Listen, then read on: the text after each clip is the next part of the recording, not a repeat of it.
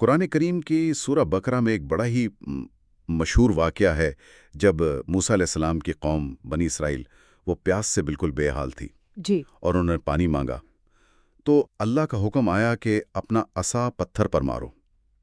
آج ہم اسی واقعے اور اس سے جڑی جو تفاسیر ہیں یعنی قرآن کی آیات کی جو تشریحات ہیں ان کے کچھ اہم نکات پر تھوڑی گہری نظر ڈالیں گے۔ جی ہاں، اور پھر وہ معجزہ ہوا جس کا ذکر آیت 60 میں ہے کہ اس پتھر سے 12 چشمے پھوٹ پڑے، ہر قبیلے کے لیے ایک الگ چشمہ، اور کمال یہ تھا کہ ہر گروہ نے اپنی پینے کی جگہ اپنا گھاٹ پہچان لیا، کوئی آپ کہہ لیں کہ بدنظمی نہیں ہوئی، اور ساتھ ہی یہ تاکید بھی تھی کہ اللہ کا دیا ہوا رزق کھاؤ پیو مگر زمین میں فساد مت پھیلاؤ۔ اچھا، یہ جو عصا کا ذکر آیا یہ تو بڑی دلچسپ بات لگتی ہے۔ کچھ تفاسیر میں اسے کوئی عام سی لاٹھی نہیں کہا گیا، اس کی کیا خاص بات بتائی جاتی ہے؟ جی، روایات میں ملتا ہے کہ یہ جنت کی لکڑی تھی، آس نامی درخت کی، اور یہ موسیٰ علیہ السلام کے قد کے برابر یعنی تقریباً 10 ہاتھ لمبی تھی۔ اس کی 2 شاخیں بھی بتائی جاتی ہیں جو اندھیرے میں روشن ہو جایا کرتی تھیں، اور ایک روایت یہ بھی ہے کہ یہ حضرت آدم علیہ السلام سے انبیاء کے ذریعہ ہوتے ہوئے موسیٰ علیہ السلام تک پہنچی، تو گویا یہ صرف ایک لاٹھی نہیں تھی، ایک نشانی تھی۔ اور پھر وہ پتھر، اصل معجزہ تو اس پتھر سے جڑا ہے۔ اس کے بارے میں اتنی الگ الگ باتیں کیوں ملتی ہیں؟ کیا یہ کوئی خاص پتھر تھا یا کوئی بھی پتھر ہو سکتا تھا؟ ہاں، یہ ایک اہم سوال ہے اور اس پر مفسرین کی کئی آراء ہیں۔ ایک قول تو حضرت ابن عباس رضی اللہ عنہ کا ہے کہ یہ ایک خاص چوکور پتھر تھا جسے موسیٰ علیہ السلام اپنے ساتھ رکھتے تھے، اور اس کے 4 کونوں سے 3 چشمے نکلے، یعنی کل 12۔ اچھا، خاص پتھر۔ جی، پھر ایک دوسری رائے ہے سعید بن جبیر رضی اللہ عنہ سے منسوب کہ یہ وہی پتھر تھا جو غسل کے وقت موسیٰ علیہ السلام کے کپڑے لے کر بھاگ گیا تھا۔ وہ مشہور واقعہ۔ کے حکم سے یہ پتھر اٹھا لینے کو کہا تاکہ یہ اللہ کی قدرت کی نشانی اور آپ کا معجزہ بنے۔ البتہ یہ بات اہم ہے کہ کپڑے لے جانے والا واقعہ تو صحیح بخاری اور مسلم میں ہے، لیکن جبرائیل علیہ السلام کے حکم والی بات ان میں مذکور نہیں۔ ٹھیک، یہ وضاحت ضروری تھی۔ بالکل۔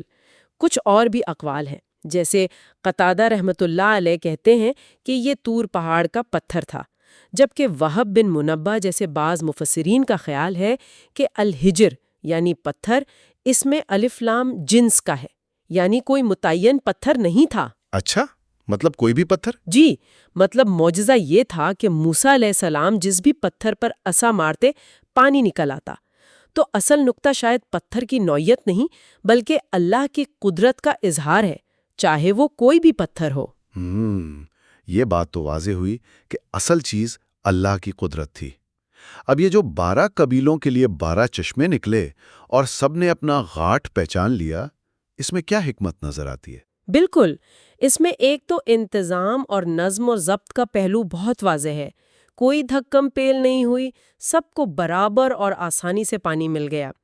مفسرین نے اس پر بھی غور کیا ہے کہ قرآن نے یہاں فن فجرت کا لفظ استعمال کیا، جس کا مطلب ہے پھوٹ نکلے، جبکہ ایک اور مقام پر ان بجست کا لفظ آیا ہے، جس کا مطلب کچھ نے کیا ہے کہ رسنے لگے۔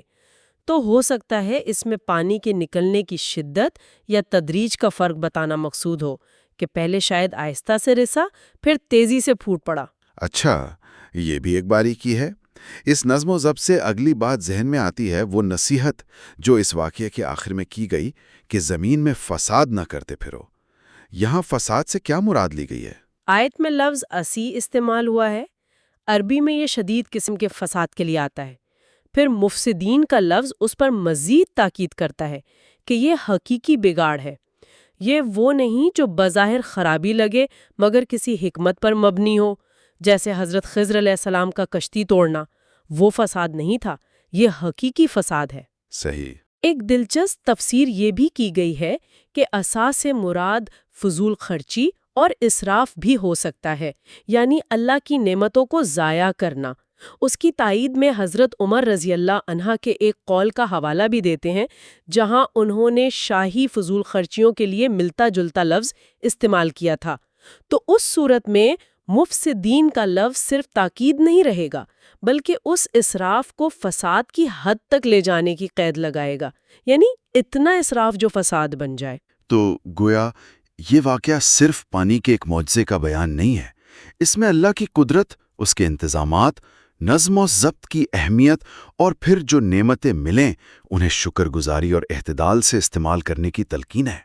بہت کچھ ہے اس میں۔ بالکل، اور یہ نقطہ واقعی غور طلب ہے کہ جب من اور سلوہ اور پانی جیسی عظیم نعمتیں بغیر ظاہری محنت کے مل رہی ہوں، تب خاص طور پر فساد اور اسراف سے روکنے کی نصیحت کیوں؟